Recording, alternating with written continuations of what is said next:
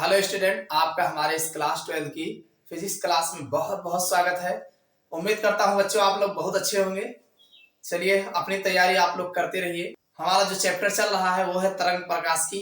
तरंग प्रकाशिकी में आज हम जो देखने वाले हैं, आज मोस्ट इंपॉर्टेंट टॉपिक को लेके आए हैं जो आपके एग्जाम में जो है लगातार जो है कई बार पूछा गया है।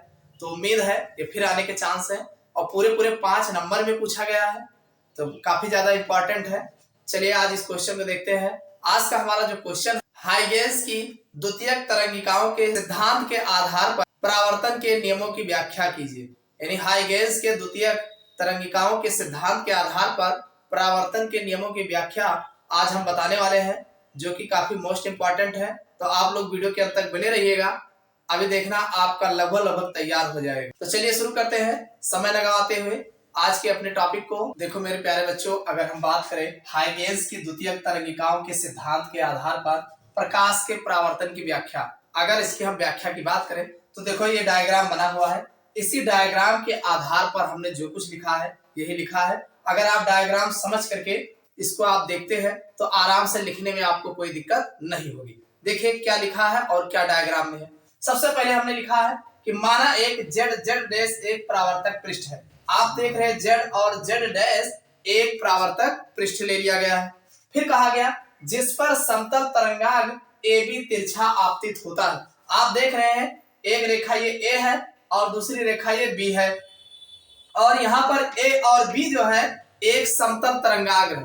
हमने तरंगांग के बारे में बताया है, एक समतल तरंगांग और एक गोलीय तरंगांग। तो यहाँ पर ये समतल तरंगांग AB है। क्या है? AB है। फिर आगे, और ये कैसा है? ये तिरछा आपतित हो रहा है। आप देख रहे हैं ये किरणें जो है दोनों तिरछी आ रही है। तो यहाँ पर जो ये तरंगांग बन रहा है, ये AB जो बन रहा है वो तिरछा आपतित हो रहा है। माना T समय पर तरंगांग पृष्ठ जेड डैश पर बिंदु A को स्पर्श करता है। अब ये जो पहला तरंगाग्र है, ये तरंगाग्र कितने समय में? T की वैल्यू मान लीजिए 0 पर है, यानी मौके पर ये 0 बराबर, यानी T बराबर 0 है। अरे भाई मौके पर तरंगाग्र A का है तो इसका T हम मान लेते हैं 0 है, और 0 पर जो है ये बिंदु A को स्पर्श कर, अरे तरंगाग्र है। अब ये तरंगाग्र AB जो है इस बिंदु A को मौके पर स्पर्श कर रहा है। ठीक, माना तरंगाग्र की V चाल है। अब ये तरंगाग्र किस वेग से आ रहा है तो इसकी चाल जो है B मान लिया गया है, तथा तरंगाग्र के बिंदु B को पृष्ठ के बिंदु A डैश तक पहुंचने में T समय लगता है। भाई ये बिंदु B जो है, ये तरंगाग्र का बिंदु B जो है ये A डैश तक पहुंचने में इसको जो है T समय लगता है। मान लीजिए कोई समय लगता है, अब कितना है? T मान लिया गया। तो T समय में ये बिंदु B जो है A डैश को आकर के टच करता है। अतः हाइगेंस के अनुसार, अब यहीं पर हाइगेंस का नियम लागू होता है। अतः हाइगेंस के अनुसार इन बिंदुओं से द्वितीयक गोलीय तरंगिकाएं निकलने लगती हैं। भाई अब यहाँ एक जो AB जो तरंगाग्र है, अब इस तरंगाग्र से यहाँ पर द्वितीयक तरंगिकाएं जो है निकलना स्टार्ट हो जाती हैं। तो अब जब द्वितीयक तरंगिकाएं निकलती हैं तो बिंदु B से ये A डैश तक ये पहुंच जाता है, जो B चाल के माध्यम से फैलने लगती है। अब भाई यहाँ पर T जो था 0 था, अब T समय बाद ये B बिंदु A डैश पर पहुंच रहा है, तो अब इसका चाल जो है B कोई चाल हो जाएगी, फैलने लगती है। पहले बिंदु A से द्वितीयक तरंगिका चलती है, यानी जो बिंदु A है यहाँ से द्वितीयक तरंगिका निकलना स्टार्ट हो। भाई बिंदु A से द्वितीयक तरंगिका निकलना स्टार्ट होगी और बिंदु B से भी द्वितीयक तरंगिकाएं निकलना स्टार्ट हो जाएंगी। भाई जब जो तरंगाग्र बनता है, तरंगाग्र जो पहला तरंगाग्र बनता है, ये दूसरे तरंगाग्र के लिए बिंदु स्रोत का कार्य करता है। तो बिंदु स्रोत का जब कार्य करता है तो बिंदु A से जो है द्वितीयक तरंगिका निकलना स्टार्ट हो जाएंगी और बिंदु B से भी द्वितीयक तरंगिका जो है निकलना स्टार्ट हो जाएंगी। तो वही कहा गया पहले बिंदु A से द्वितीयक तरंगिका चलती है, जो T समय में तरंगाग्र बिंदु B से बिंदु A डैश तक पहुंचती है, यानी जो द्वितीयक तरंगाग्र के लिए बिंदु B से बिंदु A डैश तक ये पहुंचती है। उतने ही समय में द्वितीयक तरंगिका बिंदु A से चलकर बिंदु B डैश तक पहुंचती है। भाई जितने समय में बिंदु B जो है A डैश तक चलकर पहुंचता है, उतने ही समय में बिंदु A से B डैश तक चलकर पहुंचता है। इतना समझ में आया नहीं? भाई जितने समय में बिंदु B जो है A डैश तक चलकर पहुंचता है, ठीक उतने ही समय में बिंदु A जो है B डैश तक चलकर पहुंचता है। ठीक, अब अगर इसको देखा जाए तो बी ए डैश यानी ये जो बी है ए डैश जितना होगा ये बराबर होगा ए बी डैश। ये किसके बराबर होगा?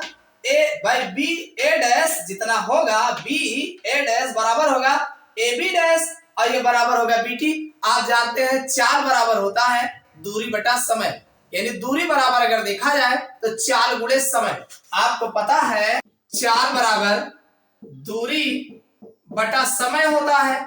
समय तो अगर इसमें देखा जाए कि दूरी कितनी चल रहे हैं तो दूरी बराबर होता है चाल गुणे समय। यही तो होगा भाई, दूरी बराबर अगर देखेंगे तो चाल गुणे समय। तो यहां अगर देखा जाए तो जितना समय है भाई वी टी, वी क्या है? चाल है और टी क्या है? समय है। तो यहां पर ये दूरी बराबर आप जान रहे हैं दूरी बराबर चाल गुणे समय। तो ठीक वही कहा गया कि जितने समय में बिंदु बी ए डैश तक पहुंचता है उतने ही समय में बिंदु ए जो है बी डैश तक पहुंचता है। समझ में आई बात यहाँ पे?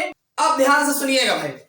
अब बिंदु ए को, अब जो बिंदु ए है ये हमारा पॉइंट ए वाला है, केंद्र मानकर इसको हम एक केंद्र मानते हैं और ए डैश लेते हैं। ए बिंदु ए को केंद्र मानकर ए डैश का एक चाप लेते हैं, एक त्रिज्या लेते हैं। तो वही लिखा है कि बिंदु ए को केंद्र मानकर बी ए त्रिज्या का एक गोलीय चाप ए बी डैश खींचते हैं। यानी यहाँ पर केंद्र मानकर यहाँ का चाप लेते हैं और ला करके ये ए बी डैश पर एक जो है चाप लगाते हैं, एक चाप लगाते हैं और बिंदु ए डैश से इस चाप पर स्पर्श करती हुई एक रेखा ए डैश बी डैश खींचते हैं, यानी खींच लेते हैं। कहने का मतलब जब यहाँ पर एक चाप लगाते हैं तो इससे स्पर्श होती हुई यानी ए डैश और बी डैश एक रेखा जो है खींच लेते हैं। ए डैश बी डैश सभी द्वितीयक तरंगिकाओं को स्पर्श करेगा, यानी जो ए डैश की बी डैश बनेगा ये द्वितीयक तरंगिकाओं को जो है स्पर्श करता है, यानी ये द्वितीयक तरंगिकाओं को ही बताता है। हाइगेंस के अनुसार यह नए तरंगार को प्रदर्शित करता है, यानी हाइगेंस ये कहते हैं ये जो ए डैश बी डैश रेखा खींची गई है ये जो है नए तरंगार को प्रदर्शित करता है। अतः ए डैश बी डैश परावर्तित तरंगाग्र होगा, यानी जो ए डैश बी डैश बना है यही परावर्तित तरंगाग्र होगा। समझ में आ गया होगा इतना? उम्मीद करता हूं इतना समझ में आ गया होगा। चलिए अब इसके आगे हम देख लेते हैं। देखिए आप इस डायग्राम में दो त्रिभुज आपको दिख रहा होगा। एक तो 90 डिग्री का कोण यहाँ बी पॉइंट पर दिख रहा होगा और यहाँ पर एक बी डैश पॉइंट पर भी 90 डिग्री का कोण दिख रहा होगा। तो कहने मतलब अब इसी पर हम बात करेंगे। एक त्रिभुज ए बी ए डैश में और दूसरा त्रिभुज जो हमारा होगा ए डैश बी डैश ए में बात। तो आप लिख सकते हैं कि समकोण त्रिभुज ए बी ए डैश तथा A B dash A dash में, यानी हम जो त्रिभुज ले रहे हैं एक तो ए बी ए डैश ले रहे हैं और दूसरा ए बी डैश ए, यानी दोनों त्रिभुजों की बात करेंगे। तो आपको पता है साइन आई बराबर साइन आई, भाई ये कोण जो है ये आई बन रहा है यहाँ पर, तो ये साइन आई। आपको पता है साइन थीटा बराबर होता है लंब बटा कर्ण। क्या होता है? साइन थीटा बराबर जो होता है साइन थीटा बराबर लंब बटा कर्ण होता है। तो यहां पर अगर देखा जाए तो लंब कौन है? लंब हमारा ए बी है और कर्ण अगर देखा जाए तो ये हमारा ए डैश। तो यहां पर हम लिखेंगे ए बी बटा ए डैश तथा इसी प्रकार जैसे साइन आई लिखे हैं वैसे साइन आर बराबर, भाई आई जो होता है आपतित किरण के लिए बताया जाता है और आर जो होता है वो परावर्तित किरण के लिए होता है। तो यहाँ पर साइन आर के हिसाब से देखेंगे तो ये हो जाएगा ए बी डैश। आप देख रहे हैं भाई लंब कौन है? ये ए बी डैश होगा ये लंब और कर्ण हमारा जो होगा ए डैश होगा। तो आप इसको लिख सकते हैं साइन आई बटे साइन आर बराबर ए बी बटे ए डैश गुणे इसको लिखेंगे ए डैश बटे ए बी डैश। इसको और ठीक से देखेंगे कट जाएगा तो ये हमारा आ जाएगा ए बी बटे ए बी डैश। आप जान रहे हैं जो दूरी होगा भाई ए बी की जो दूरी होगा बीटी होगा और इसकी ए बी डैश की दूरी भी बीटी होगा, दोनों कट जाएगा तो एक आ जाएगा। इसको आप फिर लिख सकते हैं ये है साइन आई बटे साइन आर, तो आप साइन आई बराबर लिख सकते हैं, साइन आई बराबर इधर जाएगा तो साइन आर आ जाएगा, यानी साइन से साइन कैंसिल हो जाएगा तो आई बराबर आर बने। तो आप जानते हैं आपतन कोण भाई आई कौन है, आपतन कोण है और बराबर परावर्तन कोण जो कि आर है। तो जितना आपतन कोण होगा उतने परावर्तन कोण होगा। देखो बच्चों, अगर हम बात करें इस प्रकार तो यह परावर्तन का द्वितीय नियम है, यानी ये परावर्तन का द्वितीय नियम कहलाता है, जिसमें अगर देखा जाए कि ए बी आप देख रहे हैं, ये ए बी जो है ए डैश बी डैश और जो ए डैश बी डैश है और वह जेड जेड डैश यानी जेड जेड डैश अगर देखा जाए तो कागज के तल में है, यानी ये कागज के एक ही तल में है। अतः इन पर खींचे गए अभिलंब यानी इस पर जो भी अभिलंब खींचा गया है वो भी एक ही तल में है।